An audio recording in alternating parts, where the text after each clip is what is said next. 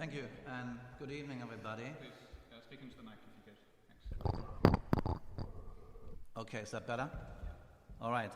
So let's start with a little opinion poll of the audience. Could you please raise your hand if you would like to see the start of the Third World War? Okay, so I think we have a small minority, but overall we are agreed. So that's a good starting point. Let's see tonight how much further our agreement extends. So more than 1.5 million people have fled Ukraine since the Russian invasion, which makes it the biggest stream of refugees in Europe since the end of World War II.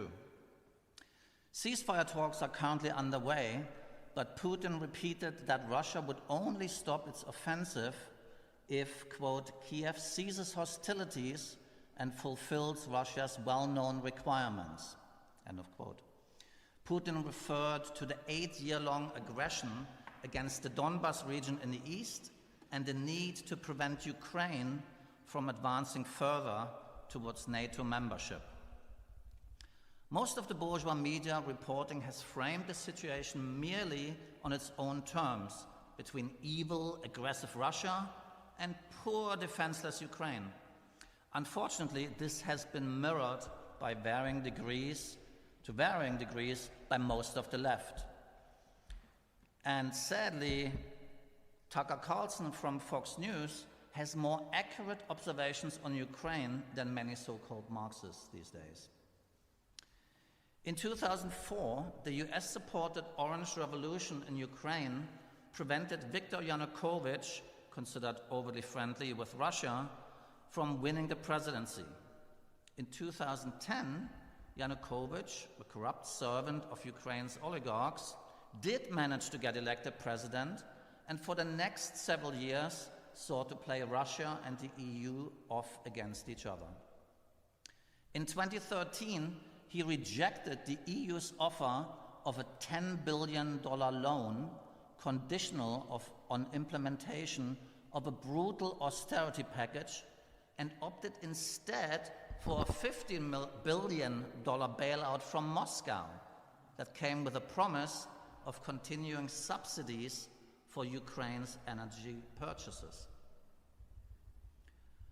The Brookings Institution, based in Washington, D.C., estimated at the time that, quote, Russia today supports the Ukrainian economy to the tune of at least $5 billion, perhaps as much as $10 billion each year, end of quote. The US was not pleased with Yanukovych's decision and invested $5 billion in building a movement to remove him. The core of the Maidan movement was composed of far-right admirers of Bandera, a Ukrainian nationalist who allied with the Nazis against the Soviets during World War II. It was hardly surprising that the government, which came to power in the wake of the successful coup in February 2014, was infested with fascists. One of the first moves of the new regime was to outlaw the use of Russian, mother tongue of much of the population in the country's eastern regions. This created an immediate and massive reaction and led to the establishment of two breakaway mini-republics, the Donetsk People's Republic and the Luhansk People's Republic. The Kremlin preempted any attempt to seize Russia's critically important naval base at Sevastopol by extending its military into Crimea, a move that was overwhelmingly approved in a subsequent popular referendum. Since then, there has been consistent military friction between the Kiev regime and the two rebel republics, with over 14,000 people dead. Mostly on the side of the Donbas people, I should add. It seems clear that the coup and subsequent US-backed right-wing government's declarations in favor of joining NATO was a key development leading to the current conflict. Ever since the triumph of counter-revolution in the Soviet Union, American imperialism has viewed Russia as potentially an immensely valuable target for looting. US think tanks have long toyed with the idea of breaking Russia up into several smaller and more manageable neo-colonies to be run by puppet regimes. A major part of this perspective has been the ever-increasing NATO encroachment towards the Russian border. This also needs to be understood in the context of the breaking of promises made at the time of the collapse of the Soviet Union. In early 1990, US Secretary of State James Baker promised Mikhail Gorbachev that in exchange for agreeing to a creation of a reunified capitalist Germany, NATO would not move 1 inch eastward. This promise was soon broken, and over the past 3 decades, NATO has expanded relentlessly eastward, absorbing 14 countries which had formerly been part of the Soviet bloc. The Kremlin has drawn the line at any further expansion, in particular ruling out NATO membership for Ukraine or Georgia, both of which border Russia. We recognize the right of the people of Crimea to rejoin Russia, just as we recognize the right of the Chechens to separate from Russia. Today, we recognize the right of Donetsk and Luhansk to separate from Ukraine. However, we categorically reject the idea that the rulers of Ukraine or Georgia have a right to join the NATO imperialist alliance targeting Russia. The left wing of the neither Moscow nor Washington movement tend to want to avoid taking a position on this issue, because recognizing such a right means aligning with the US State Department's position. Conversely, rejecting Ukraine's right to enlist as a pawn in the imperialist struggle to defeat Russia and to dismember Russia means defying the imperialist propaganda and being in favor of a Russian victory in their military campaign to demilitarize and denazify Ukraine. In 2014, we opposed the clearly expressed intention of the NATO imperialists for Russian forces to be expelled from their Black Sea Sevastopol naval base. Russia, like China and Iran, has a right to defend its military installations and national territory against incursions by US or other imperialist forces. We recognize Russia's right to neutralize NATO missile sites established in neighboring East European countries without necessarily advocating that such action be carried out. Another important context of the current situation is the decline of the US as the world's hegemonic imperialist power, which is being reflected in their conflict with Germany over Nord Stream 2 gas pipeline, which would double the direct gas supply capacity from Russia to Germany. The US inflaming of the tensions between Russia and Ukraine appears to have largely been driven by the strategic necessity for America to get a wedge between Russia and Germany over Nord Stream 2 in order to retain its leading position vis-à-vis its Western European imperialist allies. Germany initially signaled its unwillingness to be drawn into US plans to confront Russia by not only refusing to send any additional troops to reinforce NATO's Eastern Front, but also banning any shipments of German weaponry to Ukraine. In signaling its opposition to American attempts to ratchet up tension with Russia, Berlin instead authorized a token shipment of 5,000 helmets to the Ukrainian military. They soon reversed this and have now allowed German-made weapons to be sent. US weapon shipments also come via Germany. The New York Times reported, within 48 hours of Mr. Biden approving the transfer of weapons from US military stockpiles on February 26, the first shipments, largely from Germany, were arriving at airfields near Ukraine's borders, officials said. A total of $350 million in military aid was delivered in just 5 days.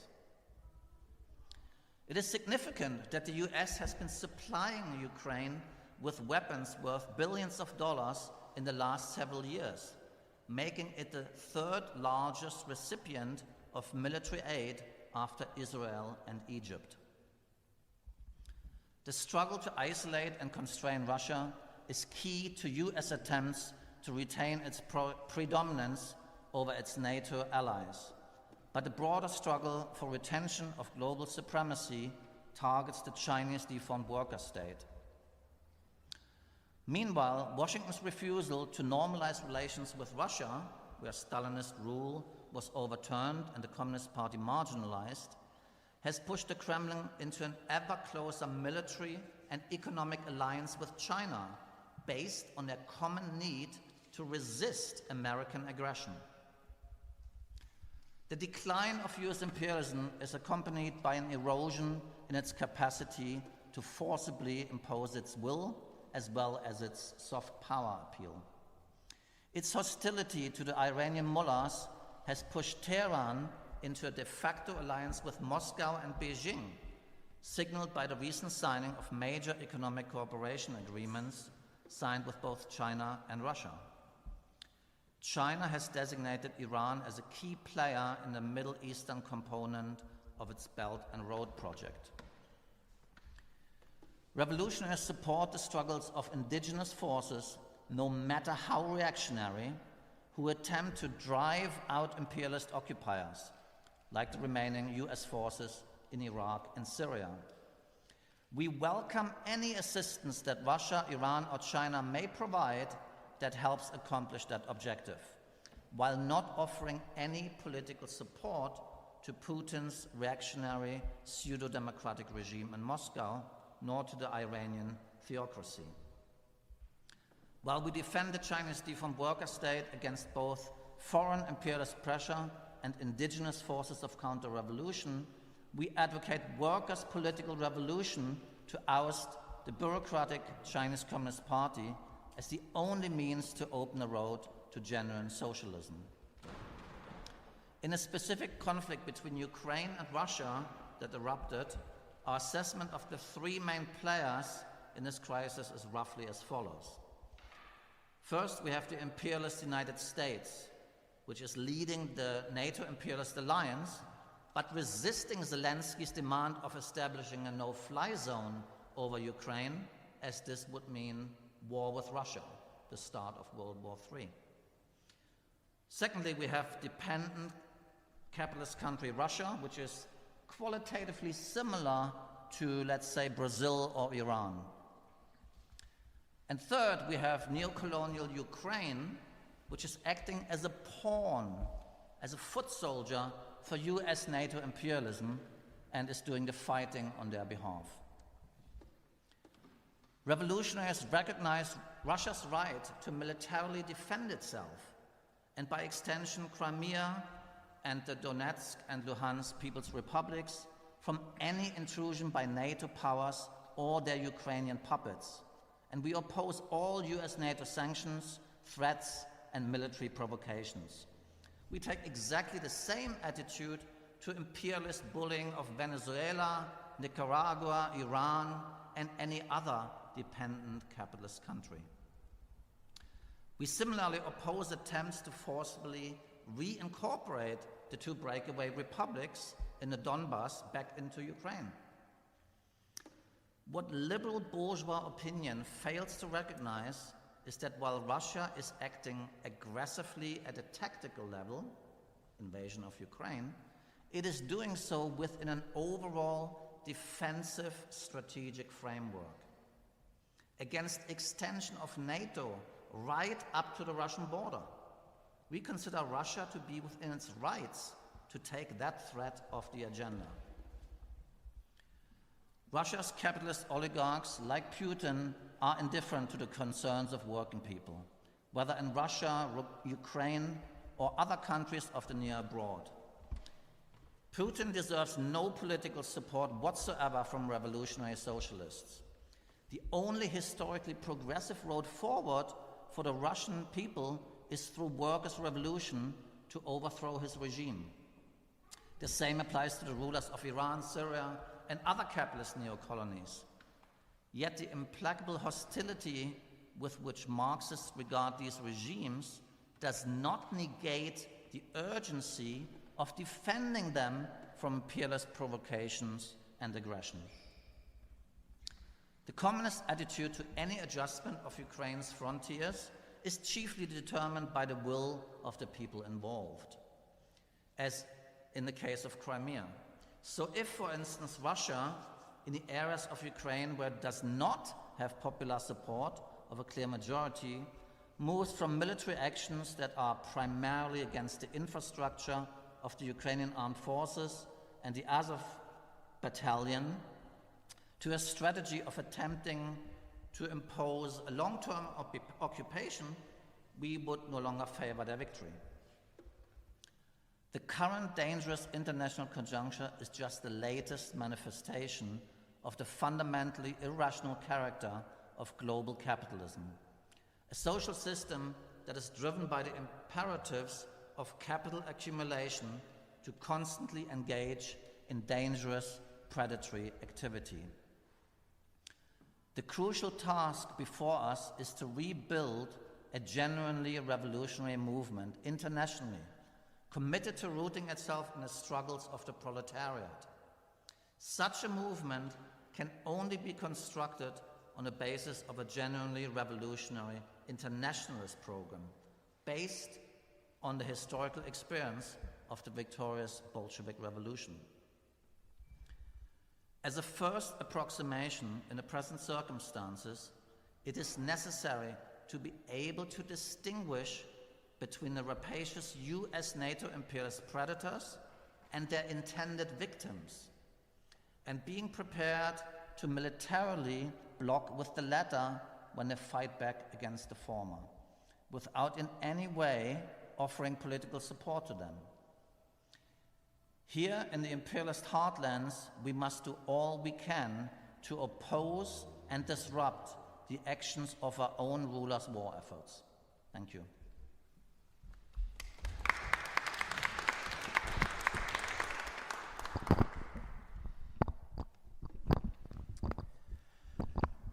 Well, thank you very much.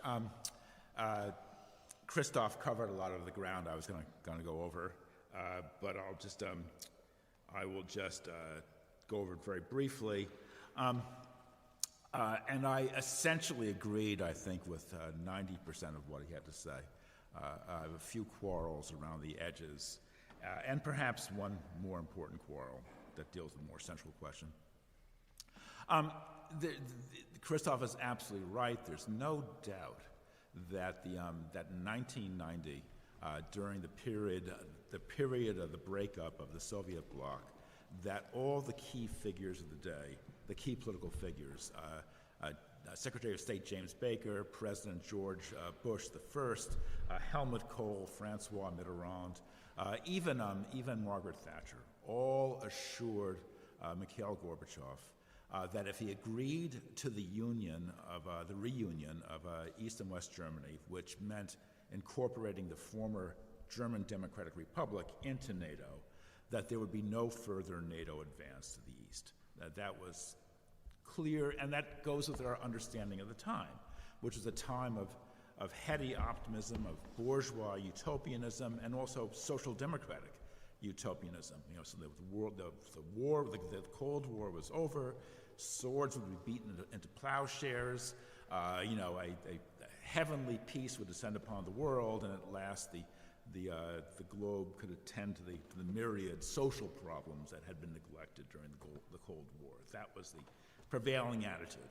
And that just didn't last very long. And in fact, the period of 1989 and after actually saw a marked increase in military activity. Ironically, because you would think that the U.S. and the Soviet systems were so intrinsically hostile to one another. But curiously, that hostility led to a strangely stable relationship in which the two great powers kind of superintended the world and were able to contain major conflicts. And the removal of the Soviet Union, the Soviet counterforce, led to a huge increase in U.S. military activity. In December 1989, just a few weeks after the fall of the Berlin Wall, the U.S. invaded Panama. Estimates are that it killed hundreds, even perhaps thousands of people in their bombing raids. The Persian War, the Persian Gulf War broke out in late 1990, and then the Balkan Wars erupted in 91, and also around the same time we saw a bunch of really nasty ethnic conflicts break out along the old Soviet periphery in Transnistria, Abkhazia, Chechnya, etc.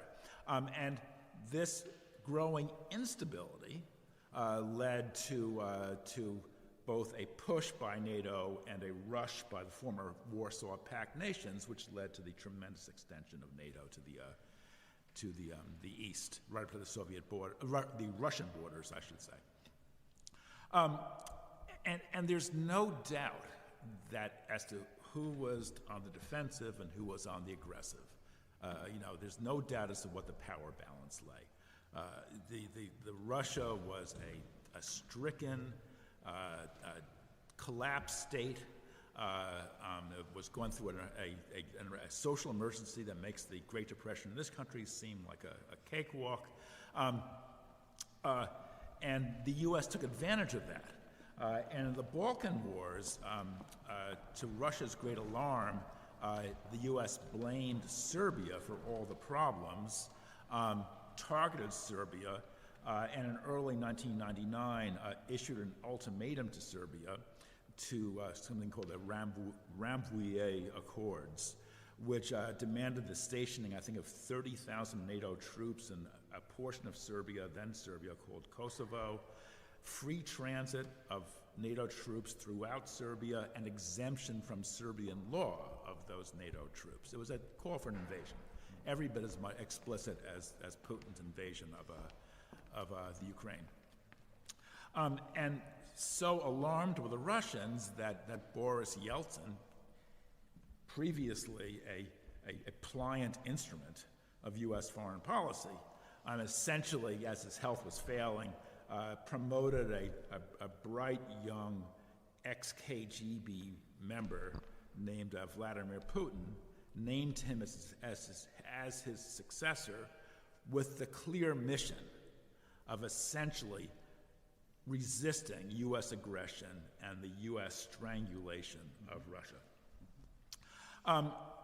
And U.S. anger rose and rose and rose, and as it rose, Russia pushed back, and which led to more anger on the U.S. part. And we all know the milestones. Putin opposed the 2003 invasion of Iraq. He supported the invasion of Afghanistan, but opposed the 2003 invasion of Iraq. He opposed the no-fly zone in Libya in 2011. And of course, when the former Soviet Republic of Georgia tried to take back control of a breakaway province called Ossetia, which was pro-Russian, Putin responded with a military offensive that swept through Georgia, and he could have gone into Tbilisi if he'd wished to, but he held back.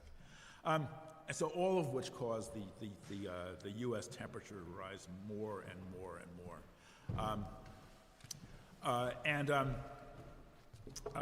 The Euromaidan was another milestone. The seizure of the Crimean Peninsula was another milestone. Russian entry into the Syrian war to bolster the Assad regime, which was beginning to waver under pressure from Al-Qaeda and Islamic State, infuriated the Americans no end. And of course, when Donald Trump entered the White House, the Democratic Party, which is by now the more aggressive party in terms of imperial policy, blamed Trump's election on Putin. Putin was now elevated in Democratic Party mythology to this satanic figure, something out of the Protocols of the Elders of Zion, if you just sort of change the ethnicities around a bit, in which he could magically cause things to happen. really had to push a button and riots would break out. Susan Rice actually accused the Black Lives Matter demonstrations. Susan Rice was Obama's former national security advisor. She blamed those protests, the George Floyd protests, on Russian intervention. So, where I disagree with Christoph, I don't recognize a right of Chechnya to secede. And the reason I don't is that clearly the U.S. neoconservatives were supporting the Islamic fundamentalists in that war in order to peel Chechnya away, and then as part of a process of the unraveling of the entire Russian Federation southern tier. Zbigniew Brzezinski, who in 1997, in a best-selling book called The Grand Chessboard, called for ringing Russia with hostile states all around, including a highly militarized Ukraine, with the goal of breaking Russia up into three parts: a European Russia, a Siberian Russia, and a Far Eastern Russia. This is the goal. And I think that the Chechen War would have been a major step to that. And I think the question of imperialism is paramount, and so I think it would override any consideration for self-determination on the part of the Chechens. So I'm actually not unhappy that Russia won that war. I agree with Christoph that the Crimea was seized in order to head off a U.S. NATO Ukrainian nationalist attempt to take control of the naval base of Sevastopol, which would have had the effect of essentially shutting off Russian access to the Black Sea, and also allowing the penetration into the southern tier by U.S. NATO forces, and especially if Georgia had wound up entering NATO as well. So that Brzezinski program would have been tremendously advanced if they had seized Sevastopol. And as for Donetsk and Luhansk, I don't recognize any special right of self-determination, but it's hardly surprising that a Ukrainian nationalist uprising in Kiev would give rise to an equal and opposite pro-Russian uprising in the East. And given those facts, then only in those circumstances, in other words, if the Ukraine was a democratic state, dedicated to equality for all citizens and all full language rights, I would not support a breakaway movement in Donetsk and Luhansk. But given the turn that Ukraine underwent, I certainly defend that right now.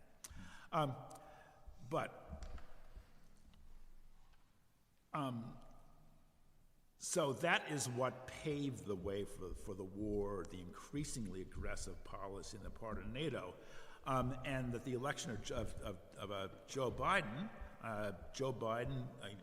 his slogan is "America is back." His whole goal was to roll back the isolationism of Trump and to reestablish U.S. leadership of the Western Alliance, and as part of that was a get tough policy with Russia. This is a Democratic Party policy these days, especially.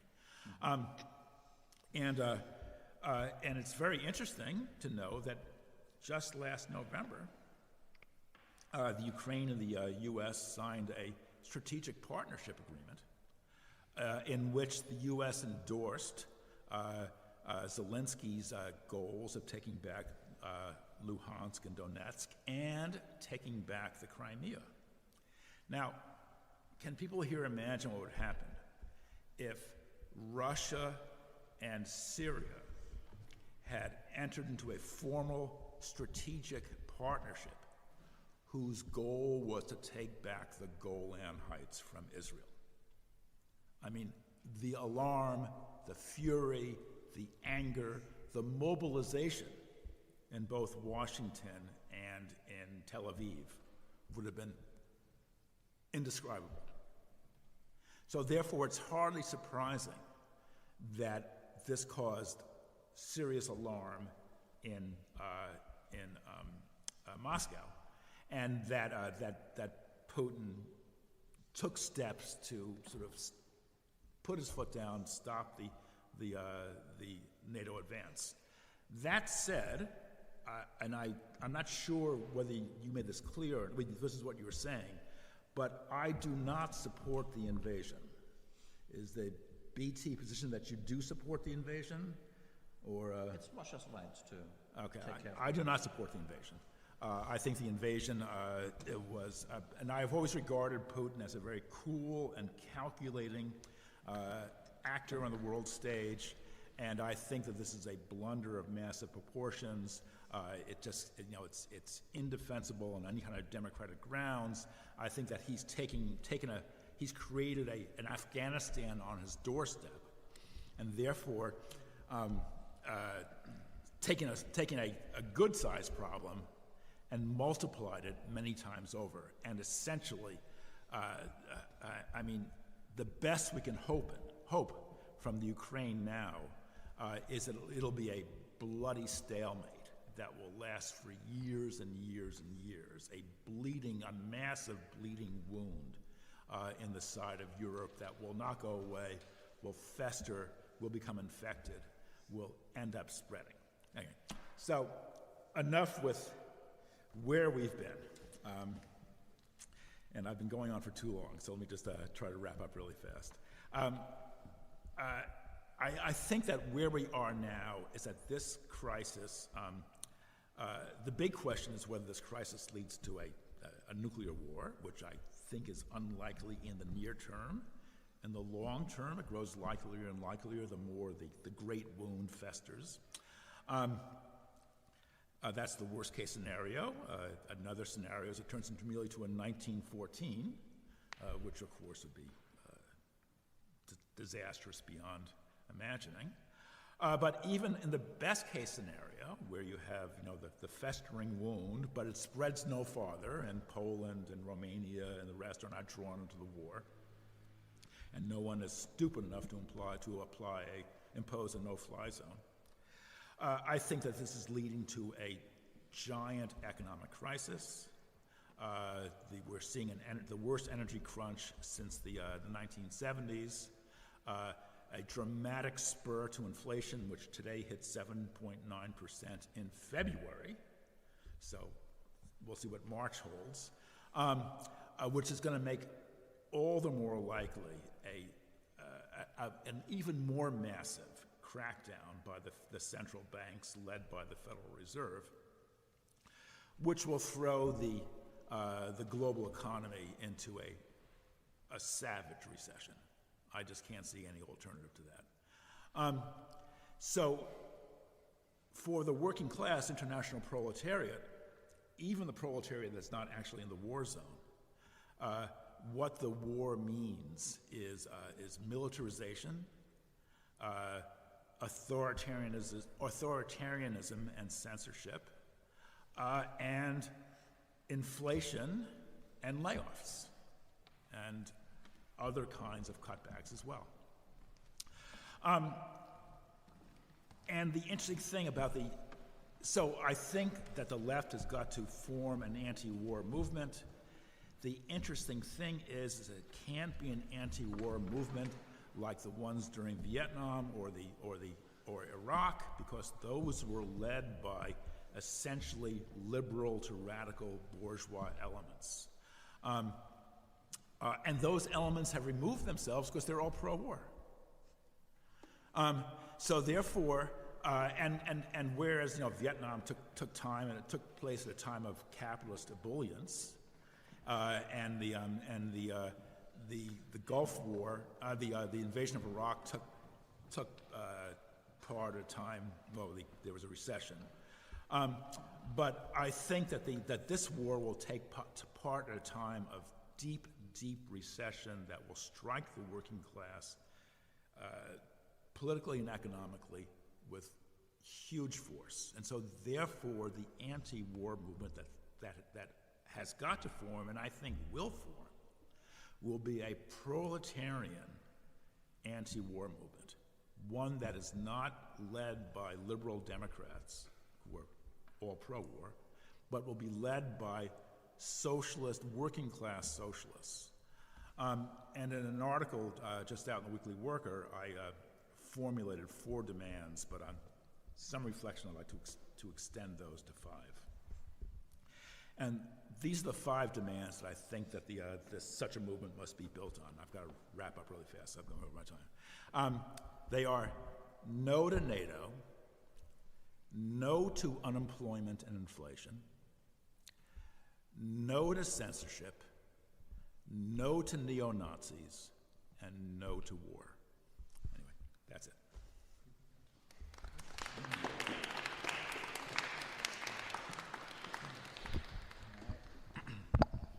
So we got 1 for the invasion, 1 against. Now I'm the tiebreaker. It's a lot of pressure.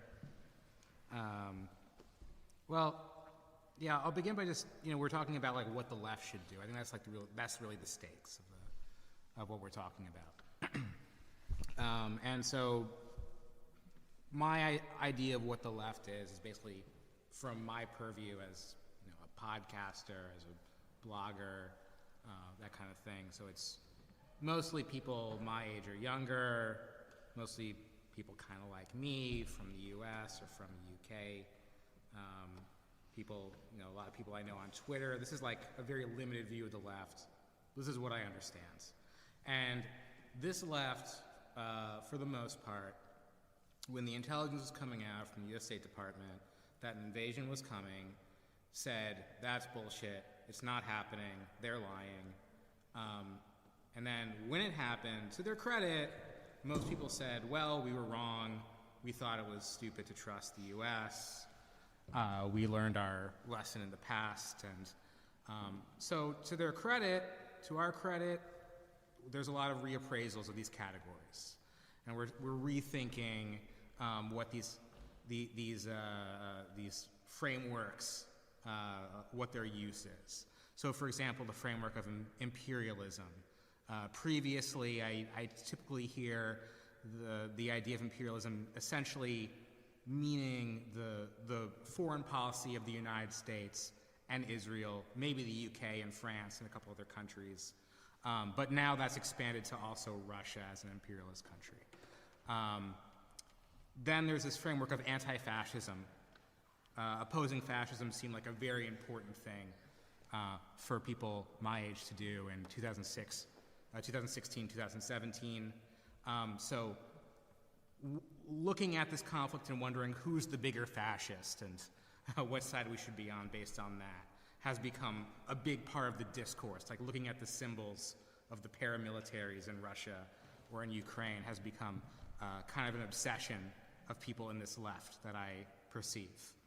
And then anti-racism is, of course, very important to us, coming from the struggles of Black Lives Matter, the George Floyd uprising. And anti-racism helps probably even way less than the other two. It's left people looking at a very important issue, which is the presence of non-white people in Ukraine within the flow of refugees and how they're being treated far worse than everyone else. And this is an important humanitarian question, but I don't think it helps us understand the war at all. So these categories are being scrambled, they're up for grabs, but what are the stakes of any of it? What does it matter? What side we come down on in terms of was the invasion justified or not? Is Russia imperialist or not? We don't have any politicians who we can lobby to vote for or against war credits. We don't have a working class base that can say, shut down the war machine, strike in these factories at these ports, or make peace, social peace, to make sure the war machine can function better. This is something of the left historically, but not today. So what does it matter, these categories? And I think probably the element of the question that's really I've been thinking about more that I think has some more stakes is this question of revolutionary defeatism and turning the imperialist war into a civil war. And I've got a theory about that, at least. I think that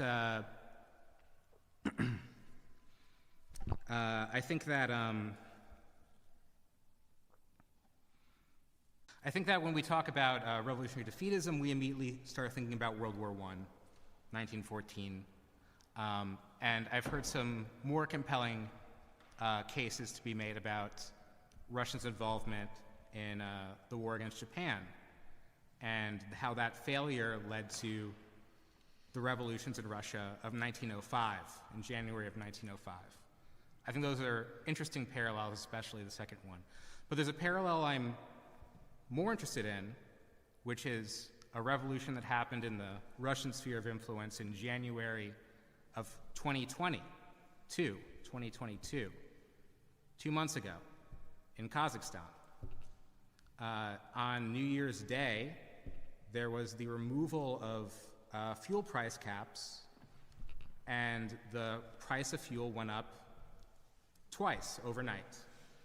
So on January 2nd, there was the emergence of these big demonstrations in rural and industrial areas that spread very rapidly, exponentially around the country, eventually hitting the capital in what turned very quickly by January 4th and 5th into a full-blown insurrection. Tens or hundreds of thousands of people taking government buildings, taking the airport, taking TV stations, seizing armories, looting gun stores, defeating the police joining the crowd in cases, and the military joining the crowd in cases. The president agreeing to all demands of the people, but it didn't matter. And it was finally destroyed January 6th. Interesting synchronicity there, January 6th, when Putin brings in his paratroopers. I forget the name of the pact, but Kazakhstan's part of a pact with Russia, something like NATO.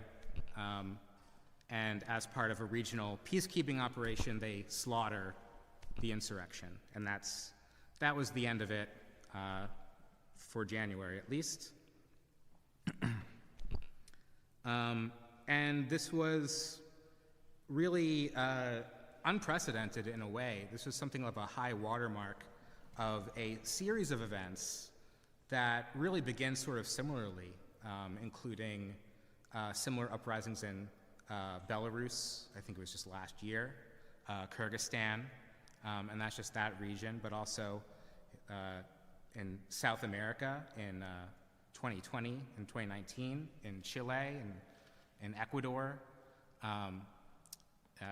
in the United States with the George Floyd uprising, in Sudan in 2018. You know, these are things that begin somewhat similarly, going all the way back to the Arab Spring, and having a variety of reasons behind it, but mostly, and the ones that we really see the most proletarian elements, the most proletarian rage and organization, have to do with the immiseration of working class life, specifically around fuel and food prices. This was the cause of the Arab Spring in Tunisia, in Egypt, in Syria. Euromaidan was a bit of a different story. It was more about questions of political corruption, and Hong Kong as well. But the majority of these things, including arguably the George Floyd uprising, were about material questions, ultimately.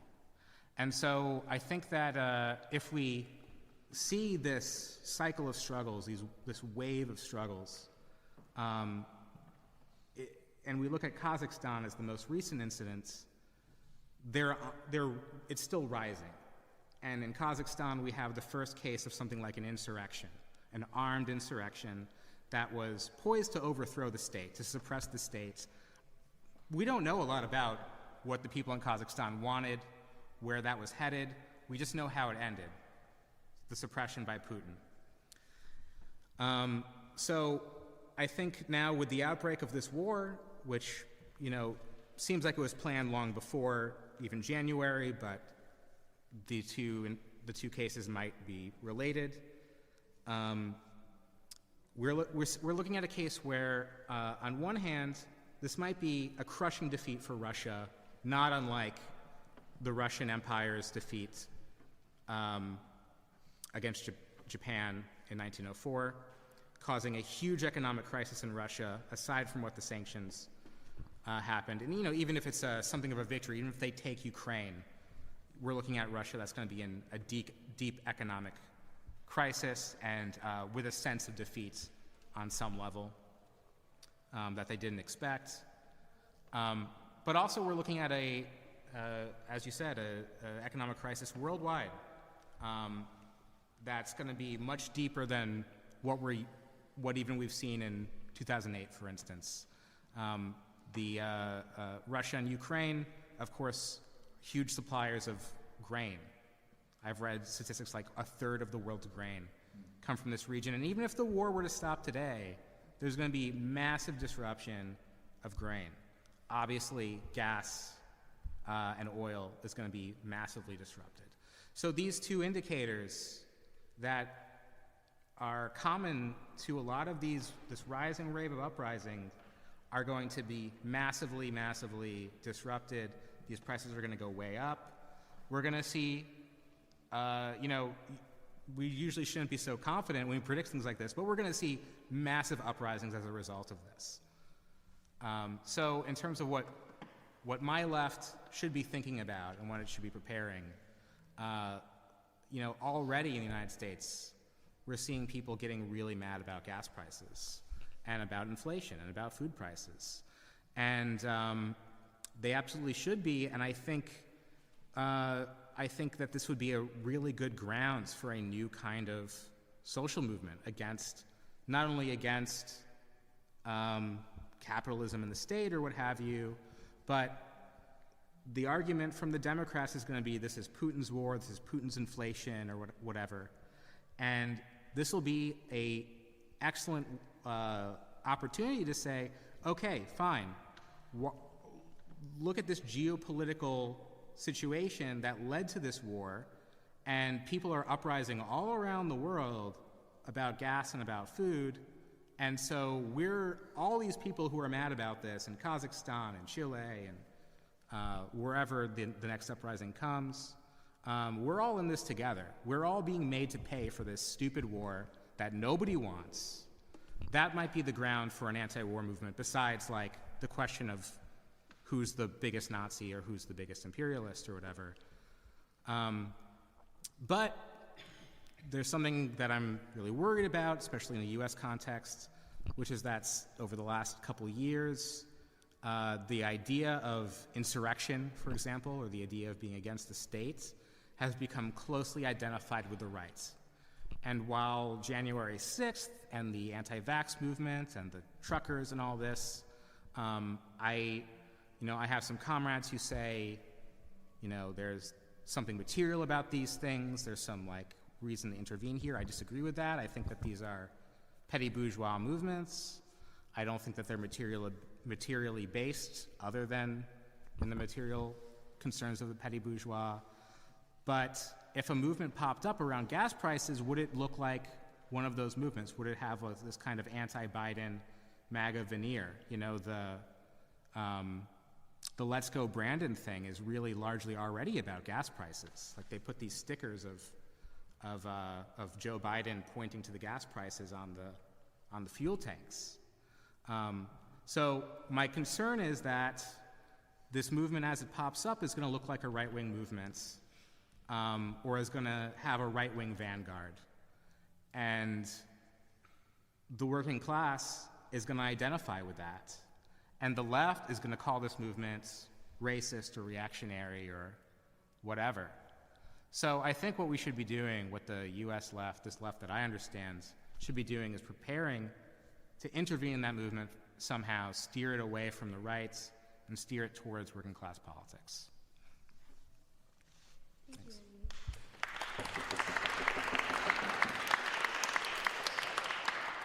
Before we open up for Q&A, we are going to have a brief round of responses from the panelists. So just take 2 to 3 minutes if you want to say anything in response to the other speakers. And we'll go in the same order that we started in. So Christoph, you can begin. Okay, I'll just take one point briefly. I'll pick on you, Daniel. You raised the question of independence for Chechnya and that you would have been opposed to Chechnya becoming independent since it would have fitted into the plans of US imperialism. And I think while that is true, it does not negate the right of an oppressed people to shake off their oppressors. And that has historically been the case, that sometimes one imperialist country will seek to exploit the situation in colonies of their competitor of the other imperialist country. But that doesn't mean that the oppressed people in that colony lose their right to struggle against their oppression. And I'll give you one example. Ireland in 1916 had an uprising against the British Empire. Absolutely justified. Drive the Brits out, of course. The Irish Republicans were small, fought very bravely, and suffered a crushing defeat. Germany had supplied arms, or tried to supply arms, because they thought it would give them an advantage versus Britain if Ireland went up in rebellion against the British Empire. In my opinion, and in Lenin's, that did not negate the right of the Irish people to struggle for freedom. And I think that is the model we should follow. We support the right of oppressed people to fight back against their oppressors. Okay, well, I'll just let me take issue with that really fast. I mean, yes, I mean, that's an easy question.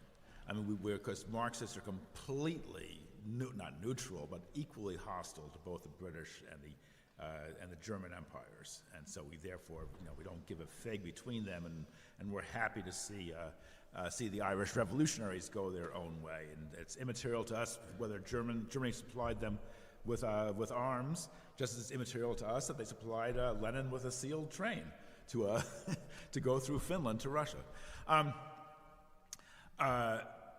The difference, the better analogy, I believe, is with the Kurds, who we, of course, support self-determination of the Kurds, but the Kurds have lent themselves to becoming an instrument of U.S. imperialism, and therefore we cannot support the Kurdish military activities now, because clearly they are just nothing but cat's paws for the U.S. And in the case of, Brzezinski organized all the top neocons, scores of them, into a movement in support of the Islamist rebels in Chechnya who were receiving Saudi funding and were in the same way an instrument of U.S. imperialism. So yes, I mean, the Chechens should have self-determination, and efforts were made under the Soviets to do that. But in this context, a Chechen victory, besides being a victory for Al-Qaeda and other such forces, would have been a victory for the Saudi-U.S. alliance, and I just cannot see that. Just really, really fast, I disagree with a great deal of what you said, but my main quarrel is this idea of a social movement, because to me that summons up all these horrible, wretched social movements that we have seen over the last 20 years, from veganism to Me Too to everything under the sun. I did not support Black Lives. I mean, I supported the George Floyd rebellion. I did not see Black Lives Matter as a progressive answer to the problem of U.S. racism. And what is needed is not yet another of those social movements led by the middle-class radical intelligentsia.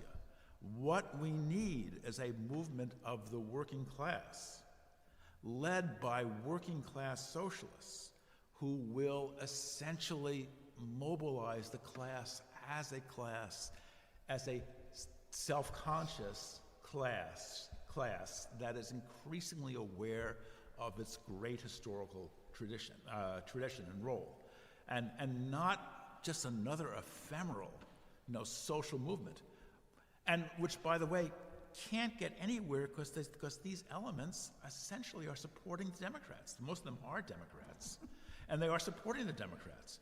Any movement has got to take an absolutely clear line against U.S. imperialism, and take the strongest possible line, putting the blame predominantly where it belongs, and that's why I said it's important to be no to NATO, no to inflation and unemployment, notice censorship and the militarization of our society, and no to war. Not just like, they're both bad guys, and we support the good guy Zelensky because he's so cute and attractive in his T-shirt. We have got to oppose U.S. imperialism as absolutely as sharply as we opposed U.S. imperialism in Vietnam. And that's the only way you can create a working class movement that is socialist, anti-capitalist, and anti-imperialist. Not more of this social protest ephemera. Anyway. Response? Yeah, I think maybe I misunderstood then, because basically what I'm talking about is something more like the George Floyd uprising and less like the organization Black Lives Matter, something more spontaneous and with teeth. And when I also what I'm talking about is not something that comes from like a leftist subculture. It's actually coming from people who pay for gas and are getting really mad about gas prices, and maybe they don't understand so much the complexities of the war, or they don't want to understand it. They want to know why everything costs so much, why they have to travel so far to go to work, et cetera. So this is, if we're talking about a social movement, it's going to be something more like that I see emerging, and I see not the left as a whole, but like this middle-class leftist movement trying to intervene in, but revolutionaries as needing to intervene in so it doesn't become a right-wing phenomenon. That's more what I mean. But those are consumerist movements. We need workplace movements. We need unions and strikes against unemployment. When you have a consumerist movement based on that tends to put it in right-wing terms because it's consumerist, it's middle class. We need a workplace movement involving workers on the job, going on strike, forming unions, organizing, etc. And under their own power as workers. Certainly socialists will certainly, try to exercise leadership, but the movement coming from the working class. So this is my reference point is not like Me Too or like the animal rights movement, but Kazakhstan and Sudan and Chile, these massive ruptures that don't begin as strikes. They don't begin in the workplace. And they need to break through, and often they do. The Arab Spring broke through to strikes, as did Kazakhstan. When they're really successful, they break through into general strikes. But if we're looking at this cycle of struggles as where the proletarian is taking the offensive, and this is what I really believe today, then it does begin with these consumption questions of the price of living. Thank you. At this time, I'd like to open up to an audience Q&A. So since we have people both participating from the live stream and in the audience, I'm going to preference audience questions, but I will repeat them into the microphone so that people watching can hear them. You can also talk into this mic. If you come up and... Oh, great. Okay, that might be better. So why don't we have audience members who want to ask questions, please come up to this microphone to speak. And then, Daniel, can you just watch the live stream for me and let me know when there are questions, and we can take some of those as well. But yeah, it is open now for audience questions. I might have to pull this down. Can you hear me? Yeah. You can hear me? Okay. This might fall off. It's a bit high. Okay, I might just yell a little bit. So I guess I had a question about what you see as the role of the working class in producing the conditions that led to this war. Meaning, you've talked about the way in which maybe the working class might have an interest, like in terms of gas prices. Of course, that was already a problem before the sanctions. But there's something that seems kind of external about it, like as if you need to pique their interest about why it matters. Whereas the kind of classic theory of imperialism is that the working class was actually producing the conditions that had grown ripe and were driving nations into each other. In this case, you can treat NATO like a kind of standing army body of the United States. And likewise, this is probably where I disagree with Christoph. I don't think Russia is merely acting tactically aggressive and strategically defensive, because I think the U.S. would claim the same thing with every single invasion that it ever does, that they would claim they're being defensive. So the reason I bring this up is if you're going to talk about the way in which a working class would intervene in some way, you would also be saying that they're producing some kind of condition by which it actually matters, and it's not just, let's go and get them, because why?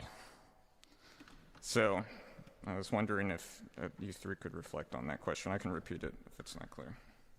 I'm not really quite sure. I mean, like, how did the working class create these conditions? I don't understand what you mean. Well, you were talking about they're in factories, right? They're producing the system of capitalism, of capitalist production. I mean, this is bound up with, some of the interest in foreign policy of the United States. It doesn't just kind of fall out of nowhere, right? They are about maintaining the interest of the capitalist class. So the workers maintain the interest of the capitalist class? Well, they reproduce those conditions. Yeah. What, pardon me? Yeah, I mean, they produce capital. Yes, but capital takes surplus power, surplus value from the working class. It exploits the working class. Okay, And, so this can be your response, but I was just wondering if you could talk about it. I Yeah. think the working class creates wealth, but it's the capitalist class which exploits this labor, takes surplus value, applies it to profits, relentlessly seeks out new markets and new investment opportunities, and tries to supervise global politics that is conducive to a neoliberal agenda. The conditions for the working workers around the world, but especially in the U.S., are plunging. Workers are under intense pressure. They have got to fight to stop this. Otherwise, they'll be ground down. We're returning to the 1880s in some ways, with an impoverished working class, and we can't allow that. And the workers can't allow that, so they've got to fight back. They've been quiescent so far, but I'm quite sure that will change. I'll just give a very brief answer. So the question is, to what extent have the working class produced these conditions? I think only in the sense that we have not yet overthrown global capitalism and established world socialism. That's the only way in which we have contributed to these conditions, that we have not dislocated the capitalist system yet. But otherwise, I pretty much agree with what Daniel said.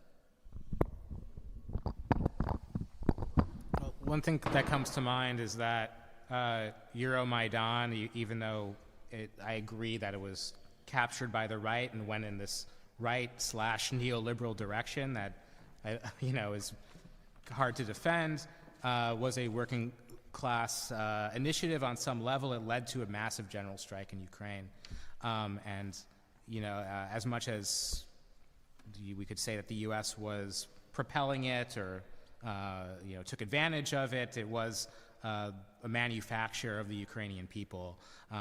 So the whole crisis is really based in the activity of the people, and certainly it's hard to say that what happened in Belarus last year, the protests in Russia, potential political crisis of Putin's party in general didn't lead to this in some way as well. So, fair disclaimer, I've been a comrade of Christoph's for over 20 years, so I'm coming from things from the same perspective he does. But I've got a two-part question for the panelists. The first part is how you each define imperialism. And I ask that because I think that liberalism has greatly confused the way that word is thrown around, and I hear it used as a synonym for militarism, for aggressive colonial settlerism.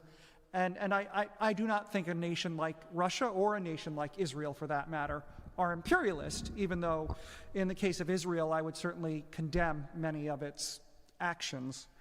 I look toward Lenin and his revision of the ideas that Hilferding had about imperialism in seeing it at its core involving the way advanced capitalist countries extract value from more backward colonial and semi-colonial countries, not subsidizing them, as my understanding is what's the main dynamic involved in Russia's relationships with many of the nations on its periphery. Trotsky said, in particular, that imperialism means the domination of finance capital. The Russians, I think if we look at this is part of the question or the follow-up to it, you know, the crack in the hegemony of the imperialist world order, we see lots of signs of it and how short-lived the U.S. triumphal New World Orderism is, from the quagmire in the Middle East to the constant bubbles and economic crises of the last 2 decades. But also in 2008, we saw the Russians resist the encroachment by Georgia, and they didn't formally annex South Ossetia, despite the pleas of the population, but neither did they allow Georgian forces to re-enter the region and reassert their dominance.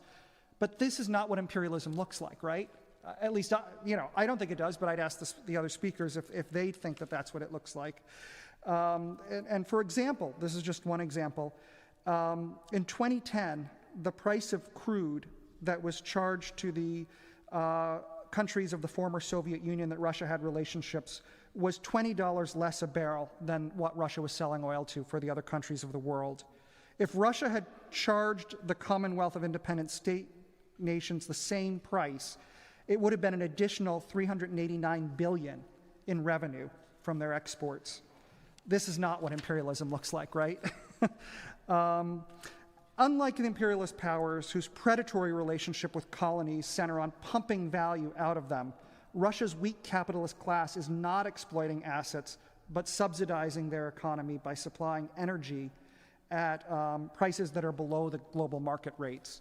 And I could go on with examples of their involvement with Syria, their involvement with Venezuela. Clearly what Russia has been trying to do is carve out an alliance and a space that resists the U.S. domination, resists the U.S. hegemony. It's made for some strange bedfellows. If people looked at that UN vote to condemn, and you looked at the nations that opposed the condemnation of Russia or abstained, it is like a list of the nations that have been victimized by the U.S., from Cuba to Nicaragua to Venezuela. So my second part of my question is, do you agree with Lenin's position that in a conflict between two imperialist nations, we should be dual defeatist, but in a conflict between a non-imperialist country and an imperialist country, we should take the side of the non-imperialist country?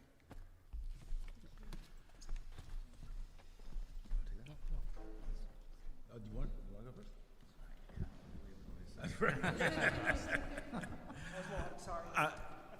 First of all, yes, I agree with Lenin's view of capitalism, a view of imperialism. I do not think Russia is imperialist. Its power is far too minuscule. Its position on the world stage is primarily defensive.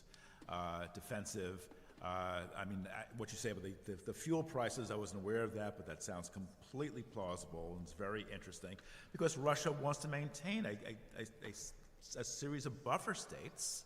It wants to have friendly regimes. So its attitude towards Kazakhstan is precisely the opposite of the U.S. attitude towards Mexico, for example, which is absolutely rapacious. And poor Mexico has suffered for what do they say? Mexico so far from God, so close to the United States. So I agree with you there. And the difference between Lenin's day and our day is that the U.S., which has achieved in that golden age of 1989 to 2001, had achieved something close to global hegemony, has devoted its attention to the superintendency of the entire global economic and legal structure, where it established all these rules for investment and set about just reorganizing the global economy in a way that no one had ever dared do before.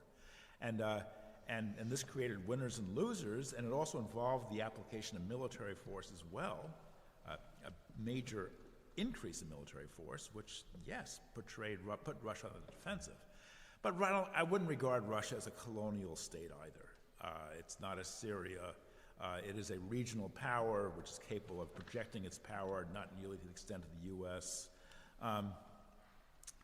So I would not defend it the way I would defend and Ethiopia against Mussolini, for example.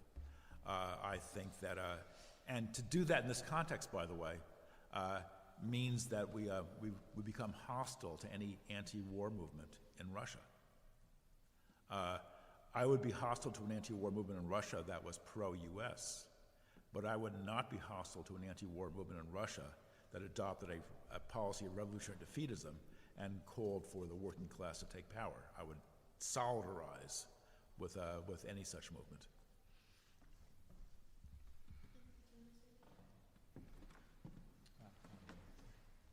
Well, if I may, one question, because you said that the main difference between our time and Lenin's is that the U.S., reorganizes the global economy. I mean, wasn't it the case in Lenin's time that Great Britain covered 25% of the surface of the globe? And would not a larger difference between our time and Lenin's time be the lack of what Lenin called in Socialism and War the subjective factor that leads to imperialism, namely a revolutionary movement for socialism on an international scale? That certainly is one big difference. And whereas the British opted for direct administration of their colonies, the U.S. has opted for a different kind of indirect administration, which is it's a highly leveraged empire and therefore very unstable.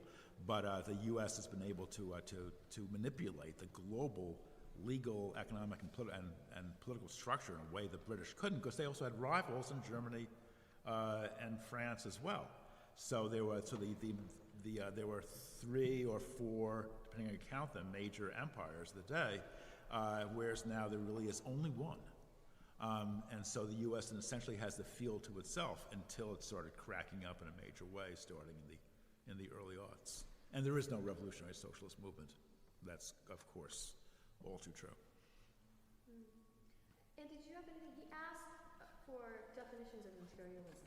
I do think that might be helpful for the audience. Did you have any sense of maybe how to answer that question? No, not really. I kind of sidestepped it because I don't think there's any stakes to it. I think that if all the leftists in this room and then all the leftists in the DSA or whatever came to some firm agreement on the definition, it would not matter, because that's just not where we have any ability to influence things. Thanks. Let's take another question. Thank you. Yeah, hi. Thanks. So, I'll preface. So I'm a Russian speaker from Kharkov. I'll just start out with that. And so it's curious, you answered part of my question because I was going to ask about your attitude to the anti-war protesters in Russia. So I appreciate that. But it is just curious to me as a leftist from another part of the world where this kind of like genuflection on the anti-imperialist left for Russia's geopolitical interests and Russia's sphere of influence, like all the stuff you said about Brzezinski and encirclement, like where does that come from? Why should the left care about the Russian state, particularly when it no longer even makes any pretense of being a socialist state? And it just seems to be this tendency of playing this game of risk and trading like ground level politics for geopolitics and wanting to support like any challenger to the hegemon regardless of what the nature of that challenger is. Because it's one thing to be a realist and say, well, Russia's a nuclear power and we shouldn't antagonize them because that creates a risk of nuclear war, and they have their own state agendas, which regardless of how good they are or not good, they're there. That I can completely understand, but the discourse often seems to tilt towards this, like that Russia has legitimate interests, right? And that's a value-loaded term in maintaining this ring of buffer states, which, by the way, like it doesn't give cheap energy as like a free gift out of the goodness of its heart. That's precisely the way it maintains political influence, because that's the only power it has, rather than the vast like soft power institutions that the U.S. and the West have. And yeah, it's a question of why we should value that over, say, the desire for sovereignty or self-determination of any of those Ring of Nations. that's first of all. And the second question is, if I sort of gleaned from what you said that you believe anti-imperialism and anti-U.S. imperialism specifically should be the defining thing that we can rally the working class revolution around. And I would sort of question that because some of the loudest voices against U.S. imperialism today have nothing to do with the left. They're paleocons. Tucker Carlson has been a very big anti-war voice. So you have paleocons, you have 4chan Nazis, you have plenty of the international far right cheering on Russia. So I don't see where this thing that the opposition to U.S. imperialism specifically, rather than say the opposition to rising fuel prices or consumption costs, is like the lodestone that the international working class should organize against, especially if you want to organize internationally with, say, progressive forces in regimes that are nominally opposed to the U.S. So, yeah, that's my question. Thank you.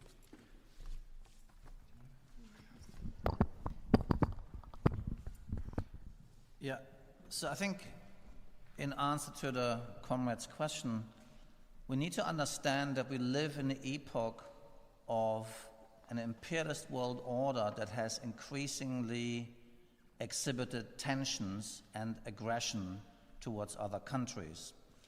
And we need to understand that as socialists in this country, in the heartland of imperialism, we have a duty to act against the desires and the actions of our own capitalist rulers in their attempts to suppress, militarize, colonize, brutalize other countries, whether that is Venezuela or Iran or Russia. And there is a difference between whether a country is imperialist because of its high level of development and export of finance capital, etc., or if a country is not imperialist and is not shaping the world and is not exploiting and pillaging and oppressing other nations and the working class on a global scale. Imperialism is the main problem. Imperialism constitutes the main obstacle towards liberation of humanity. It is the biggest chains that enslaves humanity. That is the problem we're facing. So there is a huge difference between the US imperialist NATO-led alliance and a regional player like Russia or Iran. Yes, there might be nasty regimes, and we advocate the removal of this Putin or of the Iranian theocracy. But the removal of those regimes should be the work of the working class in those countries, not of Washington. That's the difference. And Russia has a right to defend itself. And let me say this. Within living memory, Russia has suffered the invasion by an imperialist country. It cost them 20 million lives. People have not forgotten that. So you shouldn't be surprised if they react a little bit upset when their country is yet again encircled by people with pretty clear intentions. I don't blame them. So they try to take the issue off the agenda by going into Ukraine and not waiting for the first strike from their enemies. I don't blame them. Well, first of all, I mean, we do believe in self-determination. I mean, I believe that that Estonia and Latvia and Lithuania have a right to have their borders respected. They should be able to conduct their own affairs democratically. I think that's quite true. They should be democratic, and they should accord language rights to their Russian-speaking minorities, which they don't. They massively violate that with U.S. support and encouragement. And the more they do it, the more they give rise to ugly, social conflicts, which fairly invite Russian intervention. And the U.S. exploits these conflicts in order to promote ever more right-wing regimes in places like Tallinn or Kaunas or Vilnius. And so yes, we have to have national self-determination or national, some kind of right not to have your borders trampled, but that right is, depends on your adherence to proper democratic standards. And I agree. I mean, imagine if the Brzezinski strategy, works, and it still may work. Imagine if Russia is broken up into 3 parts, and the U.S. is able to deeply, to control, essentially reduce the 3 Russias to a semi-colonial status. It'll be able to outflank China from 2 sides. It'll gain control of Central Asia, all Central Asia. It'll detach, Xinjiang and Tibet from China, open up China to attack. The Central Asia will become a battle zone between Western imperialism and an isolated Chinese deformed worker state. I mean, this is a recipe for a world war, a Eurasian world war, which we must stop. We can't allow this because it'll consume, vast portions of humanity. So these U.S. imperialist designs have got to be stopped. This is of the utmost urgency. In my view, there's a contradiction between the idea of class struggle, beginning with beginning in the workplace, in the home where you pay rent, etc., and the idea of imperialist states versus worker states. I think we've really lost, in the last 100 years, the left has lost view of the class struggle as beginning on this more molecular level, and this is where we start to get the discourse that really focuses on these major geopolitical questions of imperialism, instead of looking at what is happening really, like, for example, in our city, in our neighborhoods, at our jobs. Leftists talking at their job about, is Russia imperialist? It's a good question. I'm interested in it. I've learned a lot listening to you talk. I'm not going to pretend to be able to argue with this tome, but I think the bigger question is the conditions of our exploitation as workers, and that's what I'm interested in from a revolutionary perspective. That's where I think it begins, and not between geopolitical order of imperialist states versus worker states or something like that.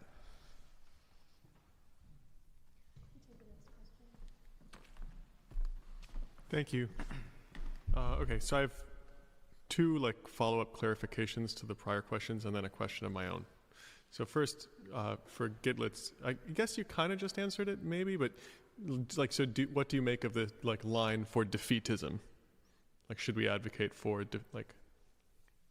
one way or the other, or dual defeatism, or what? And then for Daniel Lazzare, you said we should, that you would only, call for solidarity with peace anti-war protesters in Russia if they were not sympathetic to the U.S., if they were somehow hostile to the U.S., and if they were revolutionary, proletarian, etc. So what do you make of the anti-war protest in Russia is the question for you. Maybe I'll let you answer that, and then I'll ask my question. Yeah, it's a good question about what it means to be defeatist from the U.S. perspective, because the anti-war movement as it currently exists seems to be this sort of Ukraine solidarity movement that's largely well-meaning, largely interested with humanitarian concerns, but with a right wing that wants further intervention. And so I guess the anti-war movement, you could say the more radical anti-war movement is questioning that calls for a no-fly zone, that those calls for intervention. So it's really nebulous about what it means to be defeatist or anti-war or anything like that. And it seems like to be anti-war right now is to sort of side with the EU policy of non-intervening and let Ukraine be invaded and destroyed in hopes that Russia will collapse in the meantime, right? So I don't know if defeatism really helps us understand this. Yeah. I know that they have a response to that, though. Well, first of all, the EU is intervening. They're pumping massive amounts of weapons into there. I mean, that is a massive intervention. So it's not true that they're not doing that. And defeatism means the earnest hope that your country goes down in defeat. And this was emerged out of the great imperialism debates in the Second International, because at the time, everybody found it very easy to criticize the other guy's imperialism. So everyone loved, criticizing Leopold II of Belgium because the horrors he was wreaking in the Belgian Congo. But the acid test came to your own imperialism. So British socialists had to mobilize against British imperialism, and call for the overthrow of British imperialism, and rather than focusing on the other guys. Yes, if the U.S. were somehow humiliated in the Ukraine, if there was a huge loss of face by the U.S. military, that could potentially lead to amid the economic dislocations. For U.S. military equipment, the failure of the equipment would mean a failure for the United States. I just don't see the connection. Well, the U.S. is not involved in the war, so it's not posed with military defeat now. But if somehow it led to military defeat for the U.S., this could lead classically to another 1905, which is when the Tsar sent a fleet halfway around the world only to have it sunk by the Japanese. And there was such a loss of face and an exposure of profound incompetence that it completely shook the public support for the Tsar. So some kind of an analogous process here. And what was your question? Well, the question for you was what you think of the anti-war movement in Russia. But let me just ask my other question as well, which is just, so it seems like with COVID, we saw really with Trump and with COVID, we saw like the beginnings of like a sort of rupture in neoliberalism where there's new kinds of restrictions on global movement of people and goods, of capital of all kinds. And now this is kind of putting the icing on the cake in the sense of like Pizza Hut and McDonald's are no longer in Russia. Like, is this the end of neoliberalism? Is this the weakening of U.S. imperialism? Is that a good thing? Is that something we should welcome? Is this cultural bifurcation and separation of economies something that the left should welcome or something that the left should oppose? And then how does that put it with vis-a-vis neoliberalism?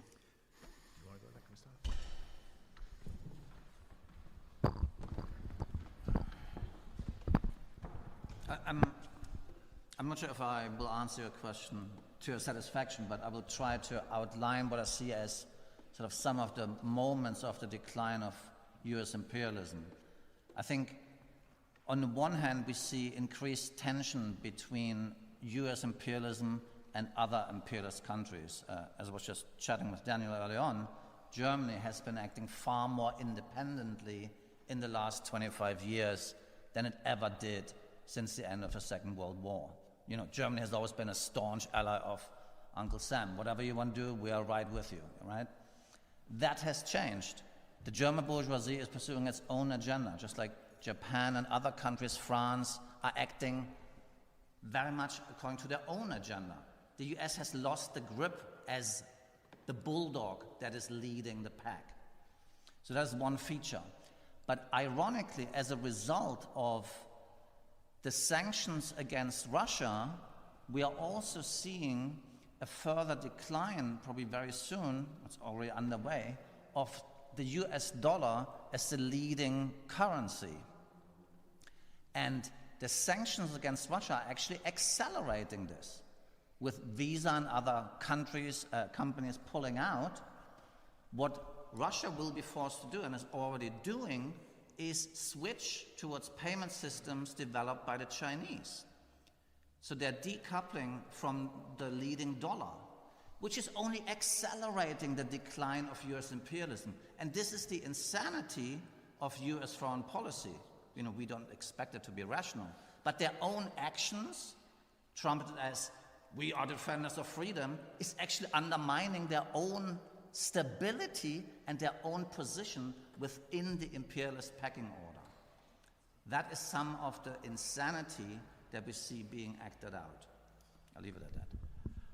Regarding the anti-war movement in Russia, no, I mean, if it's led by Navalny and their pro-U.S. forces, who will be acting in concert with the U.S. and the U.S. intelligence agencies, I can't support that at all. But but I want to be absolutely as generous in my judgments. But if ordinary Russians take to the streets and say we don't want our kids killed, and we don't want the horrors of war descending upon us, and demand some more equitable system in Russia, then yes, I think that socialists should solidarize with that immensely.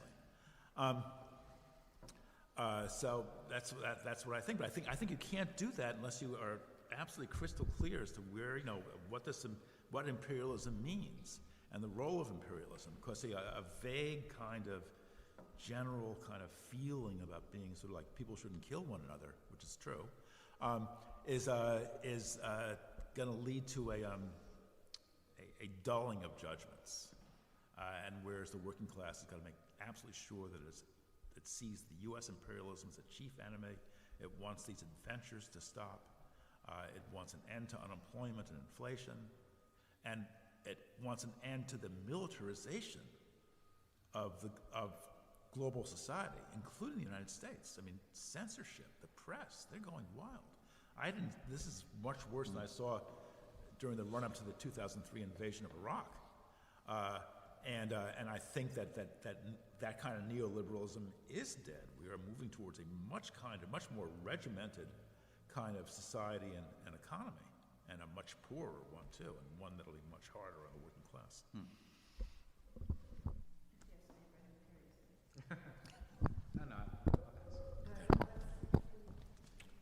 Okay. This is, I guess, is more of a clarifying question for Andy, but if anyone else has anything to say, you're more than welcome to, of course.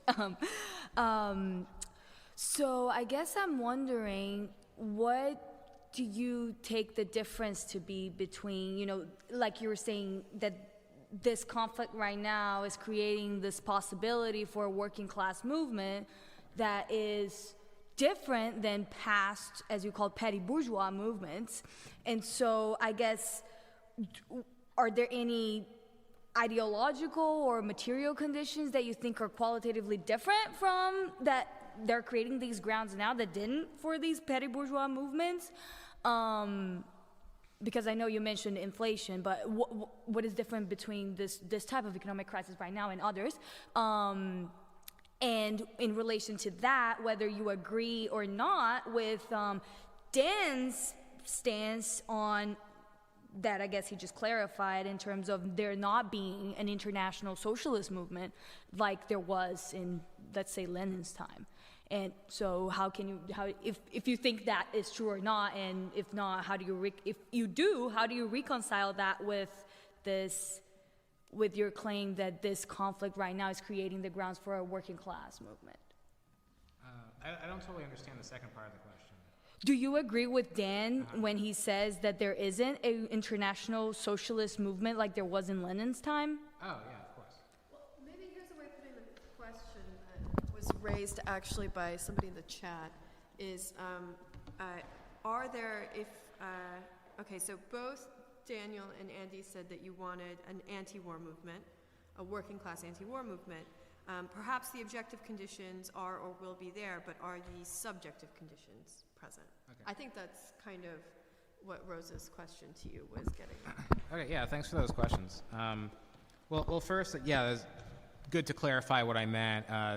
The movements I was referring to as petty bourgeois were January 6th, the Stop the Steal movement, and the broader like anti-vax, anti-COVID mandate movement. I see these as being, although there's a lot of working class people who were on the ground, who participate in these things and are inspired by them, maybe didn't participate, but like really agree with them.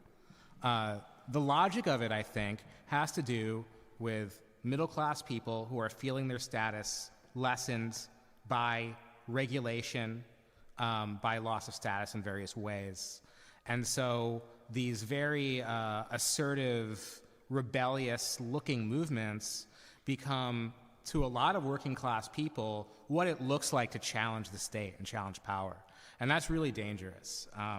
But it's also something I can't even pretend to support because I see the class basis of it as being something reactionary to what I believe in. Now, if there's the same type of or aesthetic movement that's about the rising cost of living and the immiseration of everyday life, and maybe it merges in some way with this kind of like anti-work or great resignation movement or vibe out there, then you might see actual working class proletarian politics come to the fore of it, although it's aesthetically still captured by petty bourgeois aesthetics or goals. That's what I'm worried about. So that's why I think something based on consumption might be a little bit different.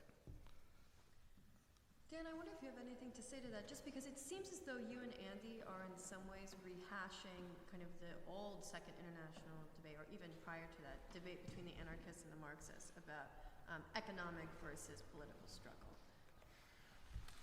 Well, perhaps. I mean, I think that we just can't have another sort of like more social movements of the kind we've had before. We have to have a working class movement and a working class socialist leadership, and that means a revolutionary party, or many parties competing for the leadership of the working class. But it's got to be a socialist movement, not simply these very ephemeral middle class movements.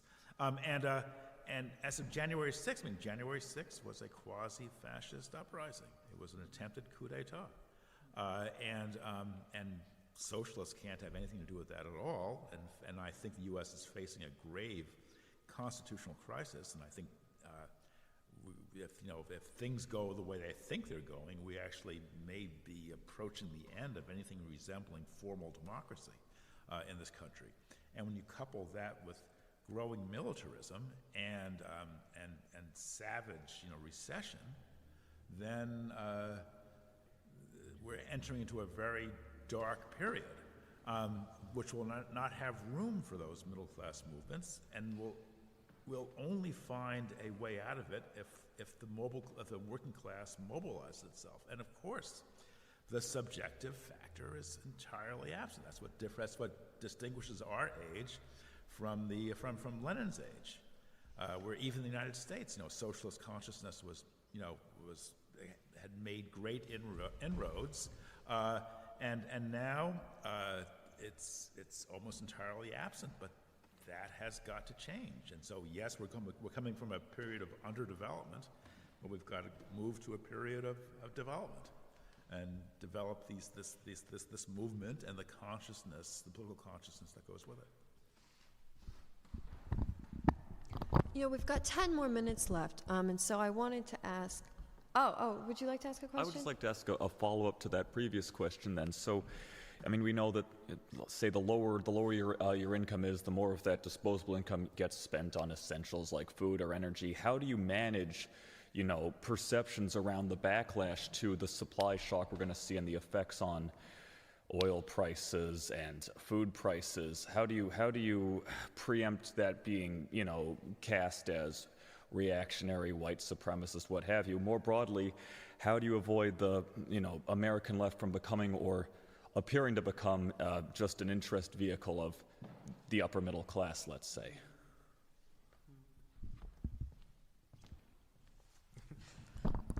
Well, I think revolutionaries should be ready to go with answers to those questions. It's like, inflation's happening, here's why. Part of it is we're paying for this war. And I think everyone's going to agree with that. And so the quicker that we can preempt the right from making this about we're paying for the war and that's why we need Trump back because we didn't have the war under Trump, the better we're in a position to steer this towards something proletarian and not something led by the Trump movement. That's kind of what I'm getting at. Jen Psaki, the White House spokesman, put out a statement today, a video saying, this is Putin's gas price increase. It's the Putin gas hike, and this is what the left has got to fight. He says, no, it's not the Putin gas hike, it's the NATO gas hike. Because it's NATO that's causing it. So that's what the task of the left is. Yeah, I think there's a lot of ideological confusion out there. And it's true, if Zelensky hadn't been so keen to become a pawn of NATO, the thing could have been settled many months ago, and there wouldn't have been an invasion of Ukraine. But Zelensky was so keen to become the comedian frontman for US imperialism as well as the local fascist brigades that he just couldn't let it be. He was doing the bidding for US imperialism. And Russia is now presenting the bill. He doesn't like it. It looks nasty. It's mean. But that is the consequence of NATO encirclement of Russia for years and years and years. Putin has warned the West not to push it any further. The West said, well, fuck you. We're going to keep going. Zelensky said, sign me up. We want to join NATO. Georgia, we want to join NATO too. Everybody wants to be part of it. And Russia said, nope, not going to happen. This is why it's happening. And I think the problem is that a large part of the left does not understand that or does not want to understand this. And now everybody goes like, oh, we think war is bad. That is not the issue. It's not a moral question. The question is, who is ultimately the aggressor here? And the simple answer is NATO. Putin reacts to NATO aggression.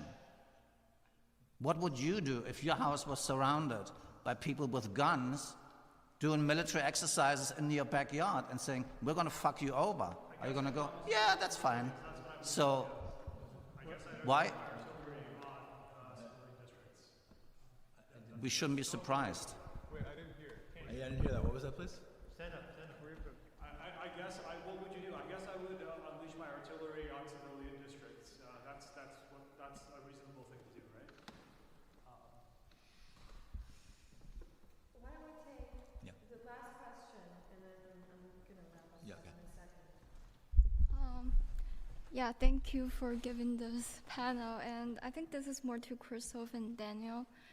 Just based on what you said about, I guess, the consciousness of socialists in the US, and also like, I don't know, I just feel like the US right now, the people in the US are so brainwashed by, I guess, the liberal rhetorics, and also like just everything is about human rights, and everything in the political field is about, I don't know, I just think it's not like that in, because I'm from China, so I think it's not like that in like other like third world countries who, I guess our people are really conscious of like the suppression of the imperialists and how we should actually thrive, or we should actually fight against this power. And I don't even know if this is a question, but I'm just trying to bring in a new perspective and to see like how you think the socialists or the workers or this class can actually, I guess, escape from this brainwash and to actually speak for themselves and to recognize the situation. Yeah, that's my question. America has been the most successful imperialist country in history. I mean, other people, talked about conquering the globe, but only America has really come close. And due to the failure of a left movement, which was crushed in the early 1920s, really, there's no competing force. So the imperialists, the capitalists have the field to themselves. They're able to brainwash the population. And, and we know what it is. We know that there's this deep feeling of patriotism and identification with America, that America is this transcendent force, and this great belief in American exceptionalism and American imperialism. But this is leading to the growing militarization of our society and the growing impoverishment. And I think that process will hugely accelerate as a consequence of this war. And so that will throw workers into action. They'll be, their wages will be cut. They'll be laid off. They won't be able to feed their kids. They won't be able to pay the rent. This is the seeds of an immense social explosion are being sown. So, and we've seen this process, you know, for several decades now, but it's going to accelerate. And I think that first workers will be sort of shocked and stunned and maybe, you know, will fall back, but eventually, and I'm sure sooner rather than later, they will start fighting back, and then we have the potential for a massive social explosion.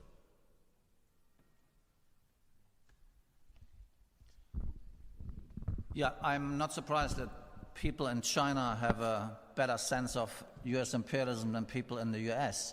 And I think partly that has to do with the fact that China was both a colony at some stage as well as a country that underwent a social revolution, albeit somewhat deformed under Mao. And I think the fact that in the US things are very unclear to people has to do with its history, and some of it finds expression in the fact that there is not even a deformed expression of the working class as an organized force in politics.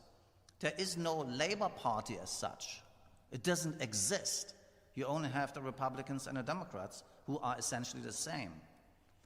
So that goes to show that there has been no expression developed organizationally of class interests in this country beyond the trade union level, but not on the political level.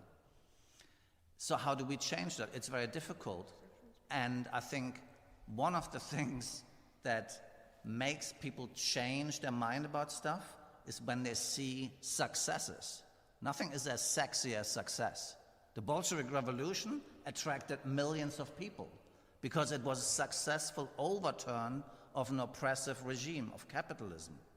People flocked to, not literally the Soviet Union, but to the ideas and the ideals and the values of the Bolshevik Revolution. Now, we don't have that. It's long in the past.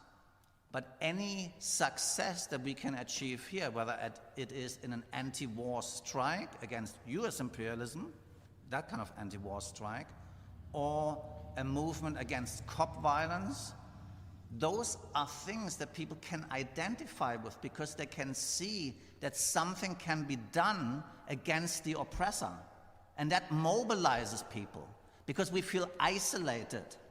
And when we see that together we can take on the tyrant, we want to be part of that because that feels good, that feels liberating in the act of rebellion. And that is why I'm saying success will attract more people.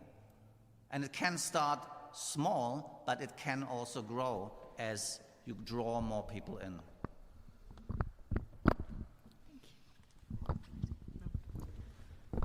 Okay, thank you guys. To wrap this up, I would like to ask one question that I think many of the other smaller discussions we've had tonight kind of point to, and that I hope will be the occasion for kind of closing remarks, summaries, anything that you want to say, which is that there seems to be an assumption through all of the different presentations tonight, and even to a certain extent yours, Andy, though you've kind of attempted to sidestep the question of imperialism, that weakening U.S. power or hegemony on a global scale will bring us closer to socialism and revolution on some level.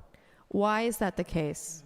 How could that be the case in the absence, as has been noted by Daniel on this panel several times, of any sort of subjective revolutionary factor?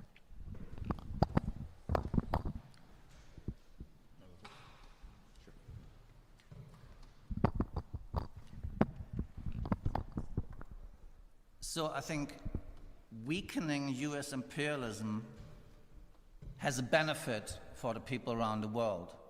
And I'll just quote one example that everybody will be familiar with, and that's the Vietnam War. The fact that the US lost meant that for quite some time their foreign policy was a little bit more cautious because they were still living under the trauma of being defeated in Vietnam. It's a real thing. If you get a beating, you're not as cocky when you walk around anymore. For socialists, it is important to inflict defeats on imperialism so that they are less able to pick more and more victims in the future. That's how it works. And I think for us, there is a responsibility to distinguish between the aggressor and the intended victim in this conflict. I leave you with one thought. If missiles are launched from a territory of Ukraine, they take about 5 to 10 minutes to hit Moscow. That's all the time that is left for the Russian military to figure out, is this a real attack? Is it maybe a maneuver? Is it an error in the computer system? Or what is going on before they press the button? The actions of the United States and their NATO allies in Ukraine are bringing us one big step closer to World War III because of increased danger of those kind of incidents happening, whether intended or not, but it is a fact. And that is what imperialism does. It brings us closer to World War III.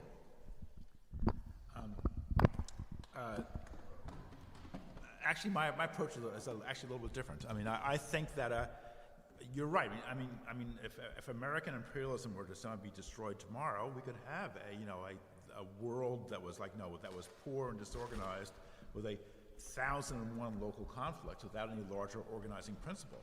I mean, the analogy that comes to mind is the fall of the Roman Empire in 476. And it gave way to to a multitude of little warring factions that that's led to the Dark Ages. And I don't know. That's just an analogy. It's hard to imagine that the same process happening now. But still, if the U.S. imperialism dies and there's nothing to replace it, then we could have an ever more barbaric struggle of an ever greater number of petty potentates, just plunging the world into anarchy. So yes, we have to replace U.S. imperialism with a system of global democracy, global socialist democracy, so that we can raise the, so we can do all the great things we want to do. We can raise the standard of living for 7.9 million people. We can conquer global warming. We can have peace. We can have further technological development, which which truly raises the level of culture and material conditions, et cetera, et cetera. But that requires global democracy and a kind of a free-form anarchy that merely the removal of U.S. imperialism might lead to would be equally as disastrous. Yeah, I think that obviously the focusing on these objective questions of geopolitics and the war and no matter how we qualify the war, it exists, and I think that's why a lot of people are going to be turned off from a concept of something like the anti-war movement or the proper analysis of it or something. It's there, and no protest is going to end it.